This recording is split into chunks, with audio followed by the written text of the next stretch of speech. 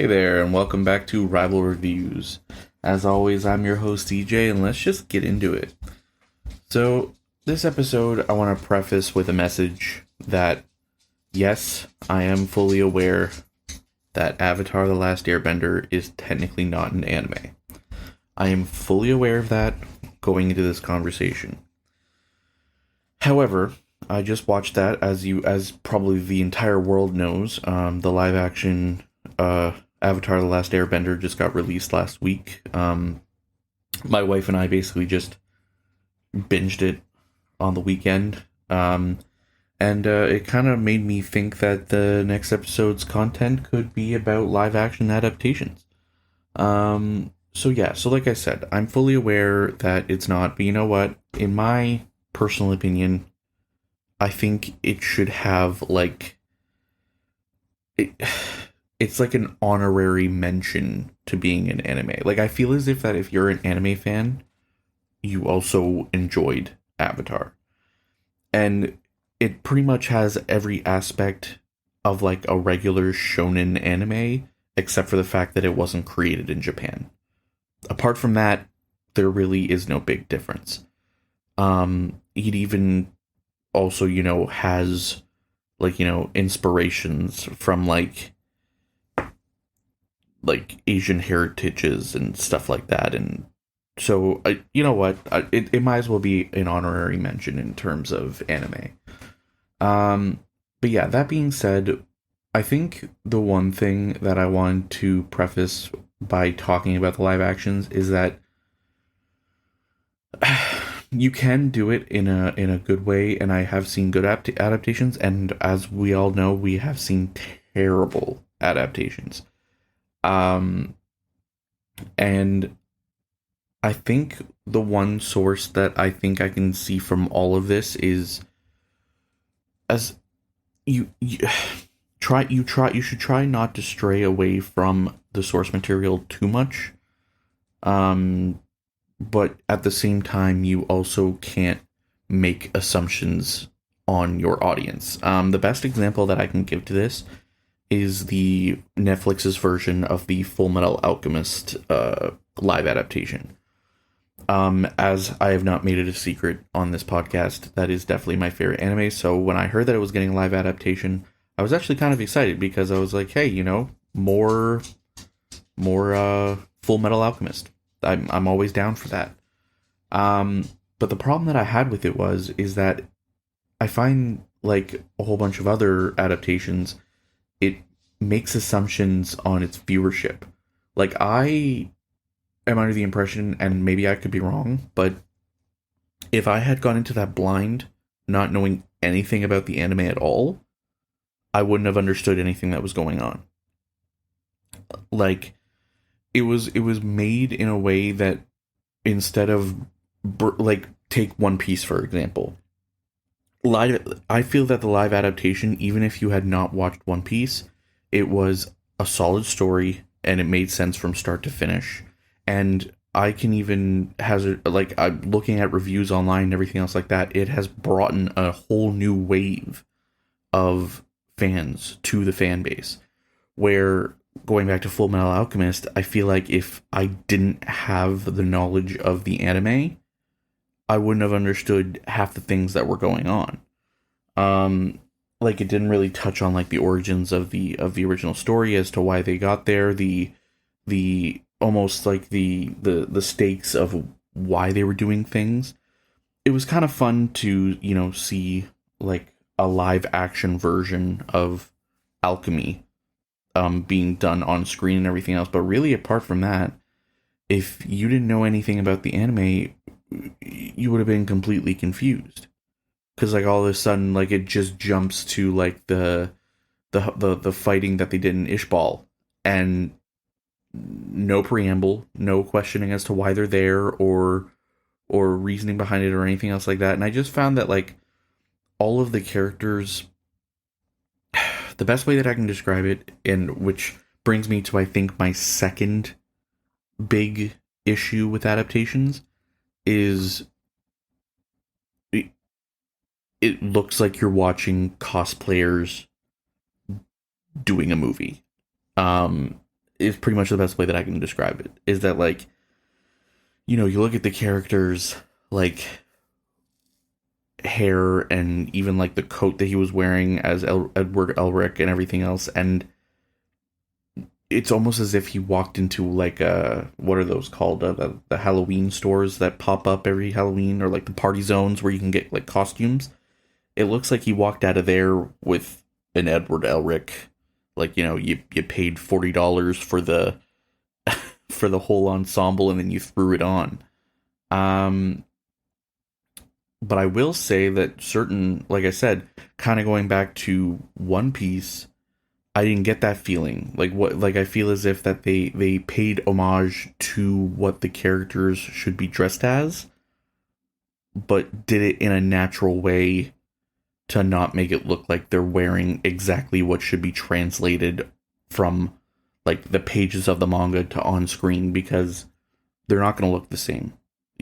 As we all know, for mangas or even animes or everything else like that, especially this is definitely illustrated in the way that women look and everything else like that. The proportions of bodies and everything, like, they don't exist. So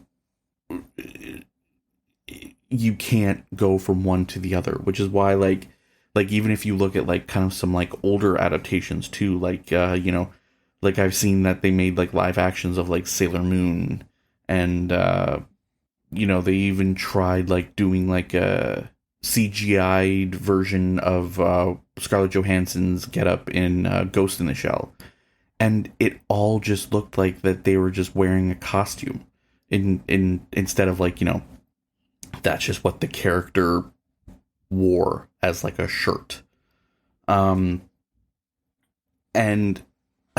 I think that's like one big thing that always throws me out of it. Like, as soon as I saw the wig that the actor was wearing, or what they had done to the hair, I'm not entirely sure what they did for Edward's character in the live adaptation, but he looked like he was in costume, and that right there already takes me out of it. So I think that's another thing that I feel as if they need to kind of get over. And, like, again, some you can get away with, like, like, for instance, like, the adaptations of, like, Attack on Titan. Again, awful CGI and everything else like that, but at the same time, it's a uniform that they wear, so you can argue that, yes, it does look cosplayish, but it is a uniform, so everybody is supposed to wear that, so you can kind of get away with it. But like I said, the worst example is, like, the Elric. Like, when you're looking at, like, the army clothes and everything else like that, like, it looked like that they walked out of a party zone, and I think it really, really threw me off. But again, that's not to say, like, obviously you can be negative about adaptations, but like I said before, I feel like One Piece did a phenomenal job. I know there was a little bit of complaint about bringing in certain characters early, like bringing Garp in early and things like that into the story. People were kind of thrown off by that, but I feel like it actually strengthened it, and I also feel as if it didn't. I don't know. A lot of people's argument was that it belittled the interaction that Luffy and Garp have for the first time after a long time seeing each other, but I didn't feel that. And if anything, it made me feel more for what's his name? For the kid with glasses, Colby. I felt more I felt like more into him as a character, because, like, in the anime he's definitely for sure, like, not a main character, but I would say that he is a very important character to Luffy's beginning. And for them to kind of like to extend on that and actually almost kind of create, like, dual storylines where you're cheering for Luffy, obviously, because he's the main character, but you're also kind of cheering for Colby in the sense. And I find that it was a really interesting way for them to also, like, be able to have the inside look in the Navy instead of, like, kind of like the outside look that we would normally get. Like, instead of all of a sudden panning to the conversation, you're actually panning to the conversation that Colby is overhearing. So it's almost as if Colby becomes the, I guess, narrator in that sense to the Navy's narrative. Which like I said, I feel they did really well. But again, on the flip side, if I go back to the original reason why I was feeling that I wanted to kind of go off about this, my biggest pet peeve that I think out of everything, and people can disagree with me all they want, but for the live action Avatar: The Last Airbender, the whole point of the entire first book is that he is supposed to be learning waterbending. That is the whole concept of him going to the north to find a master to teach him and anything else like that. And not once in the entire arc of that did he not even attempt waterbending. Basically, the only waterbending we technically got is when he kind of did that fusion with the ocean fish spirit and went kind of cuckoo in Avatar state. Which, not to say, like, obviously that did happen and it did look really cool on screen. But it kind of, like I said, so I think, yeah, so I think that's the part that kind of bothers me the most about that one, because is that going to be the pattern? Because the whole point of the Avatar as a whole is the cool aspect that they are able to bend more than one element. And like the story that they used for the entire first season of this, if they're going to get a second season, like the book 1 is done. So now we're supposed to move on to book 2, and he hasn't bent any water. The other thing was kind of like the character growth. So, and I think this is another thing that I kind of want to preface about the live action. I love the fact that this was also a live action series versus a live action movie, because I find that movies can be rushed. But my biggest pet peeve with this is that they announced that they were making a series. They had the time to take their time to kind of get more character development, to, you know, show some waterbending, to, you know, have some of that kookiness that we all love from Avatar: The Last Airbender. And instead, they kind of just tried to touch on the most valuable, I guess, story parts, in their opinion. Like, to just preface the story, just to move on, to get closer and closer to Sozin's comet. But sacrificed a lot to get there. And I feel as if, honestly, if we could have just, instead of an 8 episode, which again, I don't really understand where they grabbed the number out of the air, I guess, to make how many episodes they wanted. I think they could have honestly it honestly would have done a better job for me if you had given me 12. As we've talked about, and actually as we talked about last week, you know, a lot of our seasonal animes and everything else like that, they have this formula of 12 seasons for the core.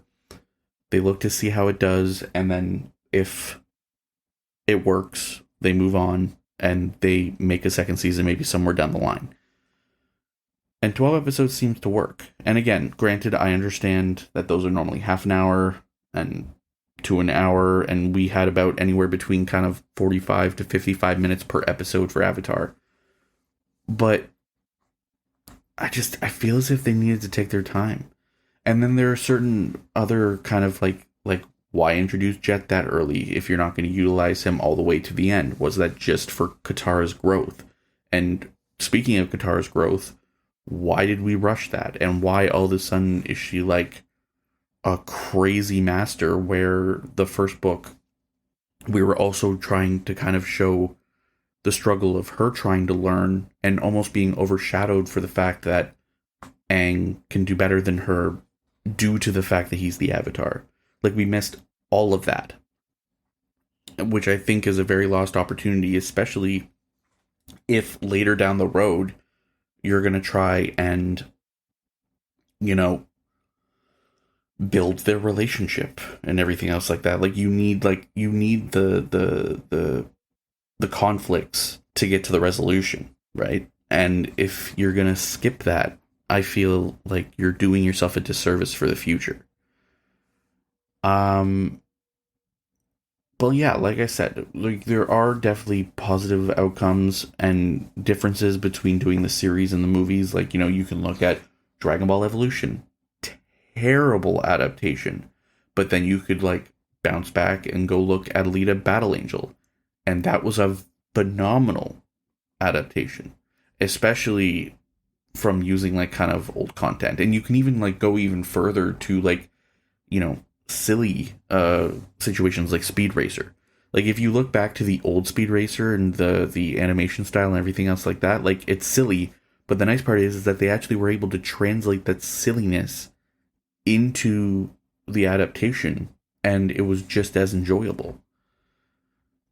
And I guess there is also something to be said that, you can also, have a harder time translating, action versus, I guess, more story-driven animes.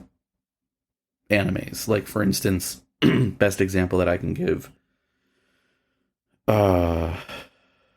what's the one that I'm thinking of? Like, again, I thought that One Piece was going to have a hard time with the adaptation because of the silliness and, like, the stretchiness and how is it going to translate on screen. And I was pleasantly surprised.